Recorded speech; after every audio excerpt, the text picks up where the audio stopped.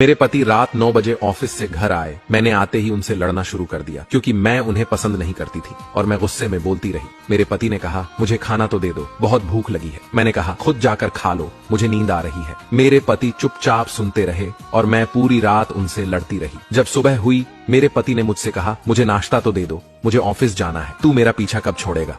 मैंने गुस्से में कहा, मैं तुझसे तंग आ गई हूँ, भगवान करे तो मर जाए। मेरे पति कुछ नहीं बोले और ऑफिस चले गए। मैं अपने बच्चों को स्कूल से लेकर वापस आ रही थी तो मेरे घर के सामने बहुत भीड़ लगी हुई थी। भीड़ को देखकर मैं चौंक गई और अपने घर के करीब पहुंची तो देखा कि मेरे पति की लाश घर के सामने पड़ी थी। मेरे ऊपर कयामत सी आ गई। मेरे हाथ पैर कांपने लगे। मेरे अंदर एक सन्नाटा सा छा गया। लोग आपस में बातें कर रहे थे कि कार से मनोज का एक्सीडेंट हुआ है। मैं जोर से चीखने लगी और चिल्लाने लगी कि मनोज उठ जाओ, मैं अब तुमसे कभी नहीं लड़ूंगी, तुम्हें कुछ नहीं कहूंगी, मुझे कुछ नहीं चाहिए, उठो मनोज, तुम्हें भूख लगी थी ना, चलो मैं खाना देती हूँ। मैं मनोज के हाथ पैर चूमने लगी, मुझे छोड़कर ना जाओ, उठ जाओ। लेकिन मनोज कैसे उठता, उसे तो मेरी बद्दुआ और मेरी नहुसत, मेरे करबे लहजे ने मार दिया था। मनोज के जाने के बाद मुझे दुनिया के रंग नजर आने लगे। मुझे रिश्ते बदलते दिखने लगे। मेरे सब अपने मुंह से मुंह मोड़ने लगे। दुनिया के लोग मुझे गंदी नजरों से देखने लगे। फिर कुछ दिनों में मुझे मेरा घर छीन लिया गया। जो हिस्सा मेरा बनता था मेरे ससुराल वाले ने मुझे दे दिया। मनोज के मरने के बाद मुझे एहसास हुआ कि पति जैसा भी हो, चाहे पसंद का हो या नापसंद का, लेकिन औरत के सर का ताज होता है।